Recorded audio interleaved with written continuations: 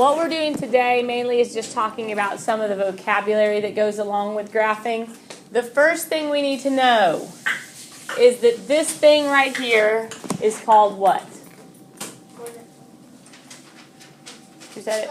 Rebecca? What is it, Rebecca? Right. This is called the coordinate plane. The Jesus symbol. That's not even a cross. Okay, guys. All right. Now, does anyone know why it's called the coordinate plane? Raise your hand, guys. All right, Alex. Because it has four things that they help you coordinate. It's like coordinate, like that part means four in Spanish. Coordinate is like it's like directions. Right here, right here. Helps coordinate stuff. Huh? Helps coordinate stuff. Okay. Well, you're getting there. It has four. It's like. Okay. Well, it's not named coordinate because it has. Okay. What is this point right here? 2, 2, 2, 3. X, Y. 3, 2. 4, 2. 4, 2. 4, 2 are the coordinates that name that point, okay? So this is called the coordinate plane because it allows us to give a position a name based on where it is related to our axis, okay? So the reason it's called the coordinate plane is because it contains coordinates. Every place on here has a name, okay? And it's named by its coordinates. It's called a plane because plane in math does not mean like, Delta Airlines. It means a flat surface. Cameron. So, when we're talking about a plane, we're talking about a flat surface. So this is a flat surface that is divided up by coordinates, okay? So it's divided up so that way every location has an X and a Y coordinate that name where that place is, okay? So, inside of the coordinate plane, the two main parts of the coordinate plane are what? 0 and 0. 0 and 0. X and Y. Okay, the X and Y axis are the most important part of the coordinate plane because they're what divided up so that way we can give our coordinates names, right? So, this is X. X. The X-axis is the one that runs from left to right. I already know all this. Oh, And this one is Y-axis. the Y-axis. Yes. okay, so my teacher last year showed us this thing where it's X, and then Y. Yes. All right. Now again, this is mostly review concepts. So that is why it is in level G on IXL because it's 5th grade level skills. Okay, but we need to make sure we know all of these things. So we have our X-axis and our Y-axis. Where the X and Y-axis meet, this point has a very special name. Does anyone know what the name of that point right there is? No? 0. No? A number. No, there's nothing on my hand. Split screen. Okay. This is named Origin. the origin. It's called the origin because that's where the graph starts. This is 0, 0. If I move in this direction, my numbers start getting bigger. If I move in this direction, they start getting smaller, bigger in size, but negative, so smaller as value. If I move this direction, they're getting smaller, this direction getting bigger. But this is kind of the center. This is where everything begins, right? It's 0, and then going this way, it's 1. Going that way, it's 1. Going that way, it's -1. Going that way, it's -1, right? So that's the origin. And also, if you're going to graph a point, like if I said graph the point 7, 2, you're going to start here, and you're going to go 7, 2, right? You're going to graph starting from the center. It's right there. Okay? Now, so we've got our X-axis, our Y-axis, our origin. Now the other thing we have are these 4 things. What are these called? Coordinate plane. There are 4 of them. Axis. Quadruple. Oh, you're close. You started right. They are quadrants. Okay? So there are 4 quadrants. Now, mathematicians in general are very creative, inventive people. So we always come up with really exciting names for things. So, does anyone know what we named our 4 quadrants? 1, 2, 3, 4. That's right! Because we're very original and creative. Alright, so we named them 1, 2, 3, and 4. We did name them in Roman numerals just to make them a little bit more confusing, I guess. No, so, made them jazzy. That's right. Add a little sparkle. That's right. Give it a little style. So, quadrant 1 is this one right here. Quadrant 2 is this one right here. Quadrant 3 is this one, and quadrant 4 is this one. And the easiest way to remember it is the letter C. If you think about how you draw the letter C, you start in quadrant 1, go through 2, go through 3, and then 4. Okay? So that's the easiest way to remember it. Now, that's not why they put it in that way. They actually chose quadrant 1 for a very specific reason. Does anyone know why this one is quadrant 1? Because both of those are positive numbers. Right, okay? Because in quadrant 1, my x values are positive and my y values are positive, okay? Quadrant 1 is the only quadrant where both x and y are positive, which makes it the quadrant that we use most often. Because if you think about it, I mean, you guys didn't even really get introduced to negative numbers until you were in middle school, right?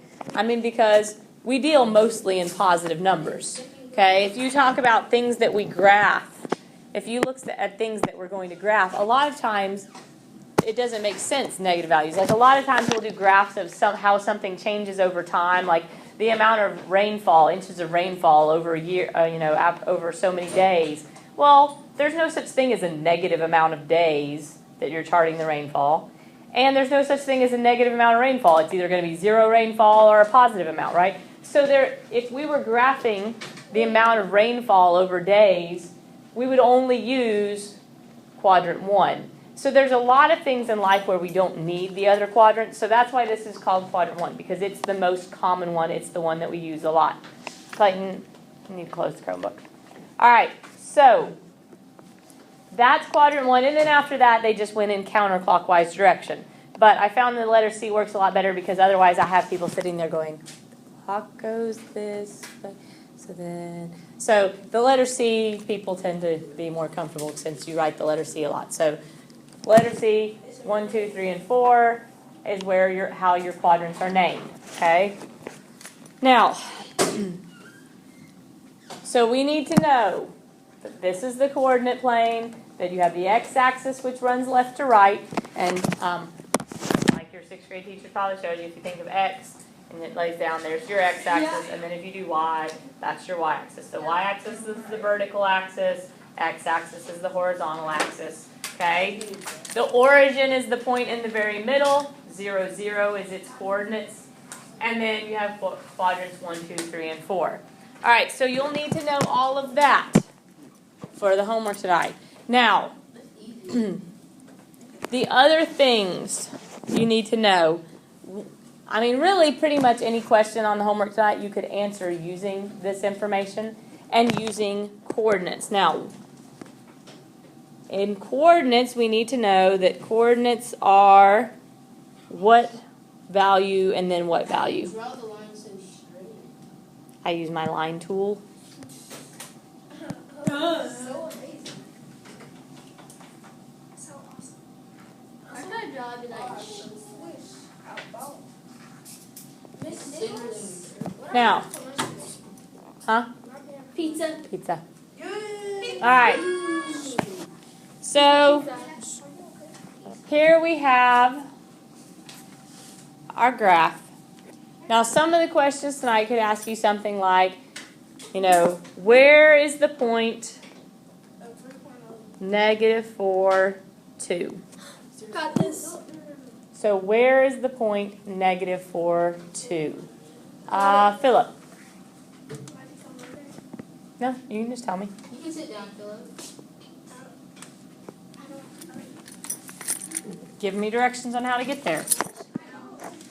I know how. Nope. I know how. X. Over, down. You have to use the X and Y thing.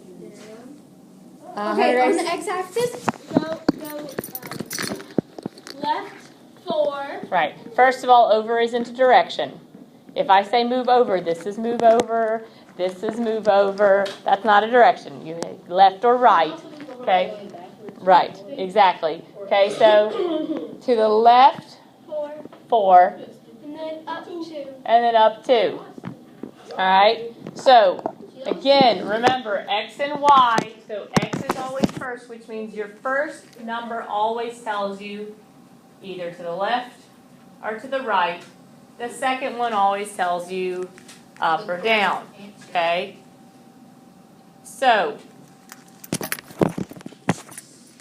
going to the left 4 and up 2 puts my point right here. And where is that point on our graph? 2. Right, it's in quadrant 2, right? So, the point negative 4, 2 is left 4 up 2, and that puts it in quadrant 2. Okay?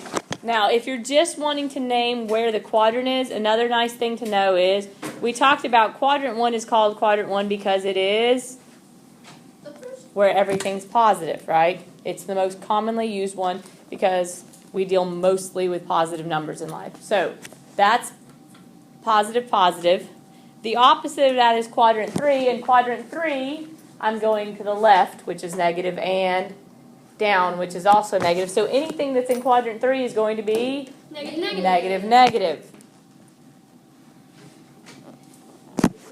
Quadrant 2, I'm going Negative, positive. to the left, which is negative, and then up that's positive. So I'm going left, so negative X, positive Y. So right, this one would be negative, positive, and then 4 would be the opposite. It would be positive, negative. Okay? So even without having to graph a point, you can tell where it is as far as what quadrant it is by just looking at, if it has 2 positive values, it's in quadrant 1. If it has a positive followed by a negative, it's in quadrant 4. If it has 2 negatives, it's in quadrant 3. And if it's a negative first, then a positive, it's in quadrant 2. Okay? So, we also could ask a question. They have some questions like, if I have 2 points, let's say I have the point negative 4, 2, and I also have the point negative 6, 2, and I ask you how far are those points from each other. Now you can graph it to see, or you can really just kind of even just like a little sketch. If I think negative 4, 2 means I'm going to the left 4 and up 2, negative 6, 2 I'm going to the left 6 and up 2, which means those 2 points are how far from each other? 2. Just 2 units away from each other, right? Because the difference between those values is 2, and then those 2 values are the same. So you can just draw a little sketch. You don't have to actually graph to answer most of these questions. Most of them you can kind of just look at, generally where they would be. What about, and this is one that tends to mess people up a lot, what about where is the point 0, 7? Where is the point 0, 7? I don't know why, if I throw a 0 in there, it tends to mess a lot of people up, even my people who are good at graphing. So where is the point 0, 7? Sam? You would, because my x value is 0, which, remember, your x value tells you whether you go left or right. And so if it says 0, then that means you don't go to the left or to the right. You're just going to go up 7, right? So 1, 2, 3, 4, 5, 6, 7, and there's 0, 7. So where is that location? Quadrant 1, quadrant 2? Quadrant 3. It's not in a quadrant. It's not in a quadrant, right. It would be on the y-axis. So there are basically 7 places that a point can be on the coordinate plane. It can be in quadrant 1, it can be in quadrant 2, it can be in quadrant 3, it can be in quadrant 4, it can be on the y-axis or on the x-axis or where else? Origin. Right, the origin, because that's a special point because it's on both the x and y-axis, okay, and in between all the quadrants. All right, so that's really all you need to know for the homework. Now listen, here's what you need to know. R1, you need to get to a SMART score of 90. R3, you need to get to a SMART score of 90. R6, you have to get to a SMART score of 100. So 90, 90, 100, it's already on the online agenda. One other thing, some of you may have already noticed, R3 is also one of your bell ringers. So even though it's a lot of homework, they're pretty easy, and getting this one done also gets you partially towards getting your bell ringer quiz grade done. So it'll help you with your bell ringer quiz grade, and it'll get your homework done at the same time. And if you want to get up to 100 in it, because it is easy, then you can get bonus on your bell ringer quiz grade. So 90, 90, 100. And then if you have questions, you can ask. I'll be kind of walking around to help if you get stuck.